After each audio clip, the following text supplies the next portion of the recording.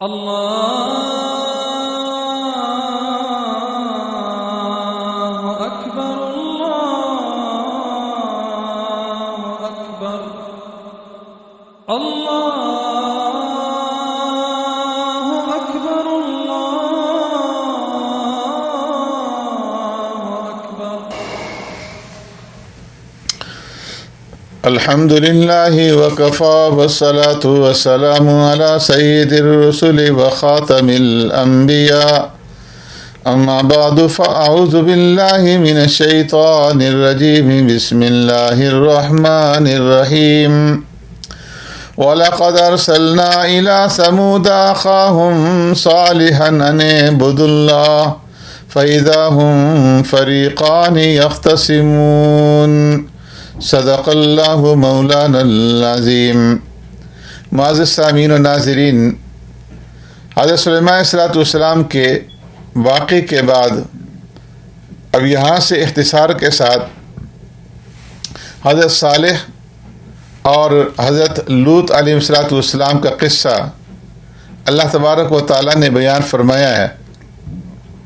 حضرت صالح علیہ السلام نے قوم کو ایمان کی دعوت دی تو وہ دو حصوں میں تقسیم ہو گئی، یعنی مومن اور کافر.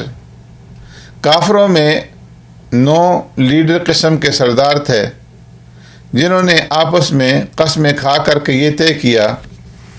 کہ ہم رات کے وقت اچانک حملہ کر کے اللہ کے نبی کو قتل کر دیں گے. لیکن اللہ رب العزت فرماتے ہیں کہ وَمَكَرُوا مَكْرًا وَمَكَرْنَا مَكْرًا وَهُمْ لَا يَشْعُرُونَ. وہ اپنے اس ارادے کے اندر کامیاب نہ ہو سکے اور اپنے اس ارادے کو عملی جامہ پہنانے سے پہلے ہی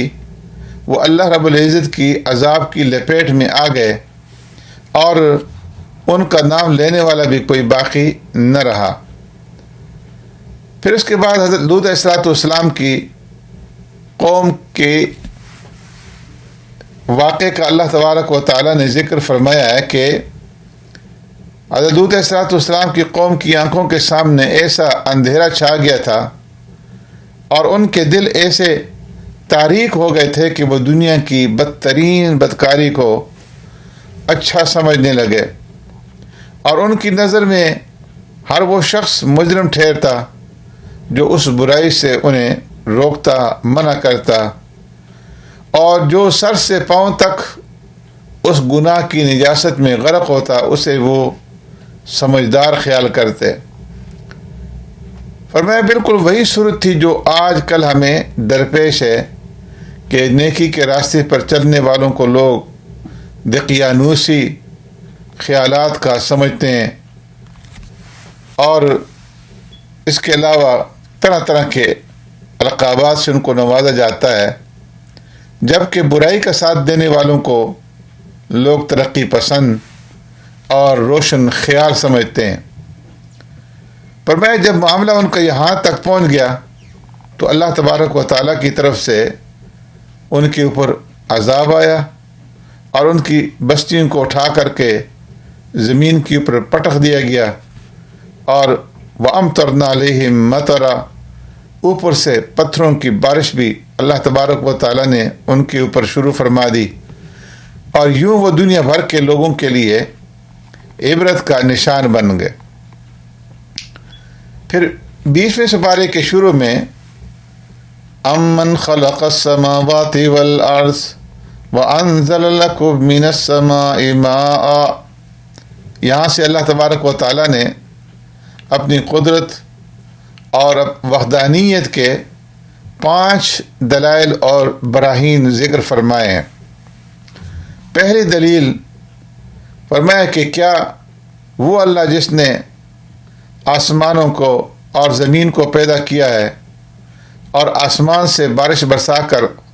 خوبصورت اور تر و تازہ باغات لے لہائے ہیں، وہ بہتر ہے یا وہ جنہیں یہ شریک ٹھہراتے ہیں وہ بہتر ہیں؟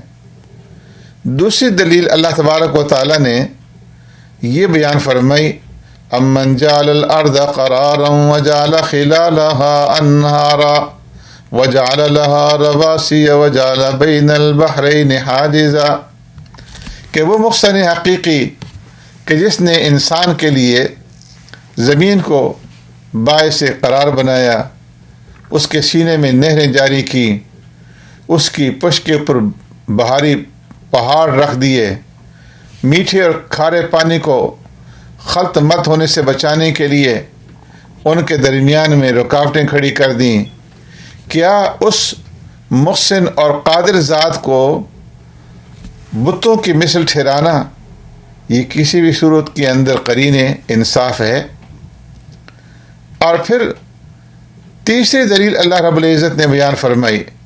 امن یجیب المضطر اذا دعاہ ویکشف السوء، کہ مجبوری، مظلومیت، بیماری اور تکلیف کے وقت کسے پکارا جاتا ہے؟ کیا رب العالمین کو پکارا جاتا ہے یا ان بے جان بتوں کو پکارا جاتا ہے؟ اور پھر چوتھی دلیل بیان فرمائی، امن یہدیکم فی ظلمات البر والبحر ومن یرسل الریاح بشرا بین یدی رحمتی، کہ بر و بحر کی تاریکیوں میں کون راستہ دکھاتا ہے؟ بارش برسنے سے پہلے ٹھنڈی ہوائیں کون چلاتا ہے؟ رب کریم یا تمہارے ہاتھوں سے بنائے ہوئی یہ مورتیاں؟ ظاہر ہے کہ اللہ تبارک و تعالی ہی یہ سارا کا سارا نظام چلا رہا ہے، تو پھر تم اللہ کے ساتھ کیوں شریک ٹھہراتے ہو؟ پھر اس کے بعد پانچویں دلیل بیان فرمائی، امن یبدأ الخلق ثم یعید ومن یرزقکم من السماء والارض االہ مع اللہ، کہ انسان کو ابتدا میں کس نے پیدا کیا تھا، دوبارہ کون پیدا کرے گا؟ رب العالمین کے سوا کون ہے کہ جس کا نام تم پیش کر سکو؟ ان پانچ دلائل کے بیان کرنے کے بعد قرآن کا عمومی اسلوب یہی ہے کہ وہ اللہ تبارک و تعالیٰ کی الوہیت اور وحدانیت پر کائناتی مناظر اور نفس انسانی کے حقائق سے استدلال فرماتے ہیں۔ یوں وہ پوری کائنات کو بحث اور مناظرہ کا میدان بنا دیتے ہیں، یہاں تک کہ مخالف بھی یہ تسلیم کرنے پر مجبور ہو جاتا ہے کہ اللہ کے سوا کوئی بھی نہیں ہے جو یہ سارے کے سارے کام کر سکے۔ عقیدہ توحید کے بعد دوسری بنیادی مسئلہ جو مشرکین کی سمجھ میں نہیں آتا تھا وہ بعث بعد الموت، مرنے کے بعد دوبارہ زندہ ہونے کا مسئلہ تھا۔ وہ کہتے تھے کہ یہ کیسے ممکن ہے کہ جب ہم اور ہمارے آباء و اجداد مٹی ہو جائیں گے تو ہمیں دوبارہ پیدا کیا جائے گا۔ ان کے لچر اور کھوکھلے اعتراض کے جواب میں اللہ تبارک و تعالیٰ نے اپنے نبی کو تسلی بھی دی اور مشرکین کو وعید بھی سنائی کہ جو کچھ پہلے مجرموں کے ساتھ ہوا تو وہ تمہارے ساتھ بھی ہوگا۔ زمین پر چل پھر کر کے دیکھ لو کہ ان کے ساتھ کیا ہوا۔ اس کے بعد